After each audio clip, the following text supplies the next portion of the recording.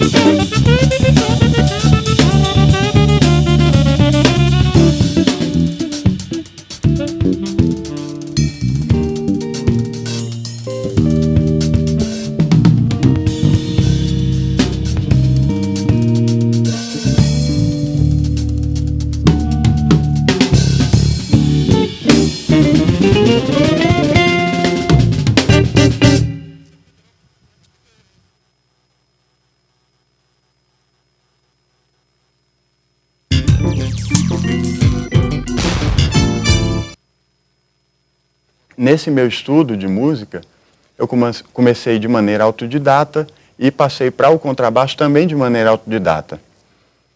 Passei mais ou menos uns 4 a 5 anos estudando o lance de técnica mesmo, em casa, sozinho, meio que naquela época tinha muita videoaula, era o forte da videoaula, foi quando isso apareceu de uma maneira no Brasil bastante significativa. E aí comecei a assistir essas videoaulas e me dediquei sempre ao estudo da técnica. De acordo com o que eu fui tocando em diversos grupos, fui pegando a questão de repertório e senti a necessidade de estudar outras coisas. Meu estudo teórico inicial, digamos assim, foi um estudo meio na marra, porque as pessoas me ligavam. Eu lembro de um caso específico que um grande guitarrista de Teresina me ligou e disse, o Geraldo Brito, querido amigo, disse, rapaz, vamos tocar ali, você toca super bem, você lê? Eu não lia uma cabeça de nota, né? Aí eu disse, leio, vamos lá, vamos fazer. E aí comecei a tocar com o Geraldo e comecei a entender o que era aquele mundo da leitura. comecei a desenvolver as figuras iniciais, ouvindo, né? Porque você vai desenvolvendo um repertório, você vai tendo uma percepção do que são aquelas figuras. Comecei a estudar a teoria através de livros de teoria musical e depois eu não tive uma escola específica no meu início da carreira. Eu estudei sozinho mesmo, com dicas de pessoas valiosíssimas. Um deles foi o Geraldo Brito, que me ensinou muita coisa. O Erisvaldo Borges também, violonista, que me passou muita coisa legal.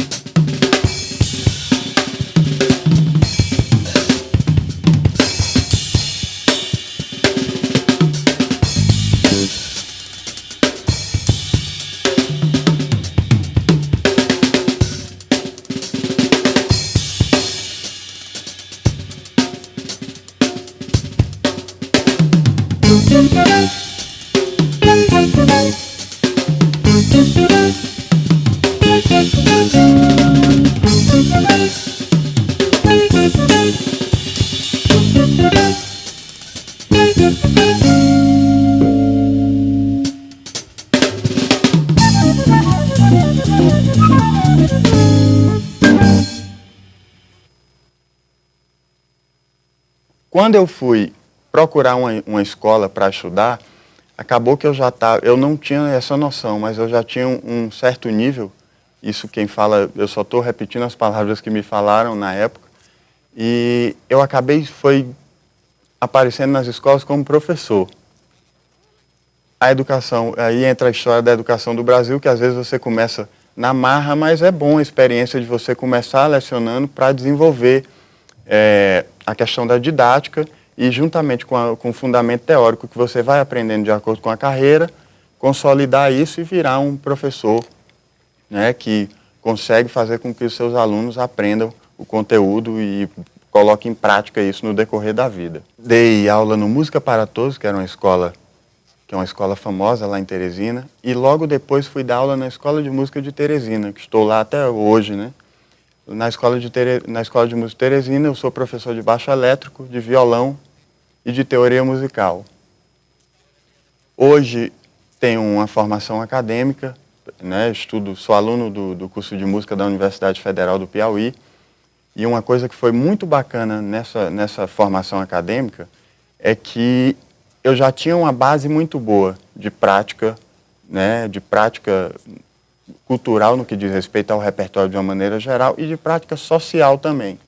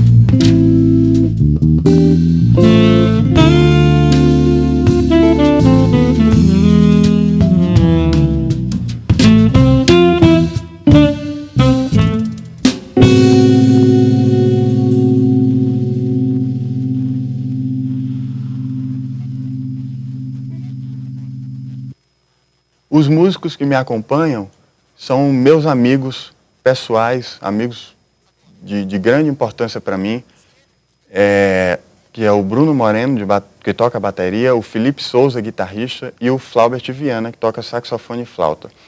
Esses músicos me acompanham, eu acho que desde o início da minha carreira. O Felipe, inclusive, eu comecei a tocar e conheci o Felipe aqui em Brasília, no curso de verão de 2003, que eu tive a honra de ser aluno do professor Oswaldo Amorim, que é um grande mestre do contrabaixo brasileiro. E o Felipe, a gente desenvolveu uma amizade super bacana e conseguimos com que ela perdurasse até hoje, tocando, né? O Flaubert também eu já conhecia de bandas que a gente tinha tocado junto. Um músico talentosíssimo, trabalha com todo mundo na cidade, lê tudo, improvisa, toca super bem. O Bruno eu conheci há muito tempo, mas ele era percussionista e virou baterista, ou seja, ele é muito mais inteligente que todos nós, porque num período muito mais curto, ele conseguiu desenvolver o que a gente já desenvolve há muito mais tempo. Então é inteligentíssimo também, super talentoso.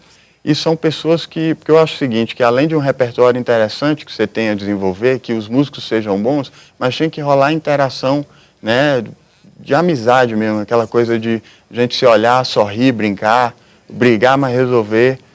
Porque música não é só simplesmente um monte de nota que a gente vai tocar, a gente está transitando num universo que não é só som.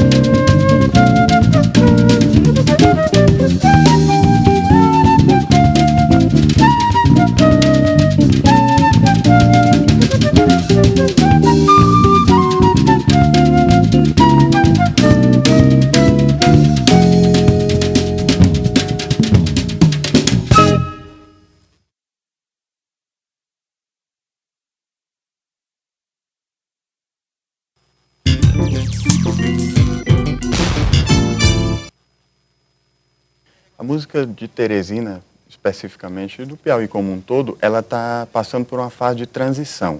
Hoje as pessoas vivem de música, a cena é super legal, as pessoas tocam todos os dias, está todo mundo trabalhando com música e cada vez de forma mais profissional. As pessoas estão viajando para fora da cidade, estão tocando outras coisas com outros músicos de outros estados, estão gravando discos, DVDs, ou seja, estão com muita vontade de que a cidade aconteça no que diz respeito a esse lado cultural, certo? A cena também está proporcionando novos caminhos. Por exemplo, eu toco em uma orquestra chamada Orquestra Tamoio. É uma orquestra que resgata o repertório de baile tradicional, não o repertório de baile comum, mas aquela coisa dançante e decente da década de 60, década de 50. Também toco com uma cantora chamada Soraya Castelo Branco, que é uma cantora que está transitando entre a MPB e o pop. Além de tocar na noite, como eu falei, sou professor da Escola de Música de Teresina e estou concluindo o meu curso de música da Universidade Federal. O que acontece é o seguinte, a cidade movimenta a música e a música está movimentando a cidade.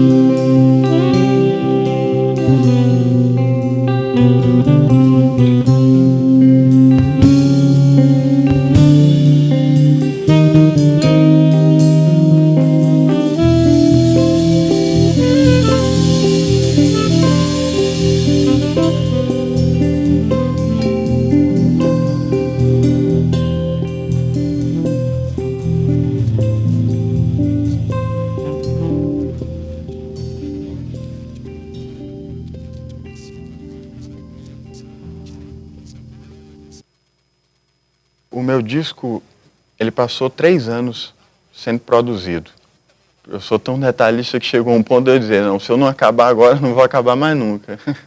Então ele foi lançado em 2011, a gente fez o lançamento em Teresina. Fizemos o lançamento também em Sousa, na Paraíba, e em Juazeiro do Norte, Ceará, uma turnê pelo BNB. Fizemos São Luís, no 3º Festival Internacional de Contrabaixo. Fizemos também o Festival de Música Instrumental de Teresina, o 2º festival. A gente já vai entrar em fase de produção do meu 2º CD e continuar tocando, continuar desenvolvendo a música instrumental. Hoje, graças a Deus, eu sou uma das pessoas, não digo a principal nem a mais influente, porque eu acho muito perigoso você assumir esse tipo de coisa, mas sou uma das pessoas que mais trabalha com música instrumental e que dá a cara para bater com música instrumental. Eu não acompanho só as pessoas, eu quero fazer o meu trabalho, eu quero que os músicos apareçam, porque eu acho que é isso aí que fez com que Teresina, de 10 anos para cá, tivesse uma, digamos assim, uma revolução dentro do contexto musical e de que todos os músicos começassem a tocar em todos os lugares. Infelizmente, o Piauí, de uma maneira geral, ele tem uma coisa cultural de autoestima baixa. E a gente ficou muito tempo enraizado nisso, impregnado, desculpe o termo, nisso. E hoje é que a gente está se desvinculando, se desgarrando dessa coisa de que nunca vai acontecer, de que nunca pode. Hoje todo mundo sabe que vai acontecer e sabe que pode, é só uma questão de tempo.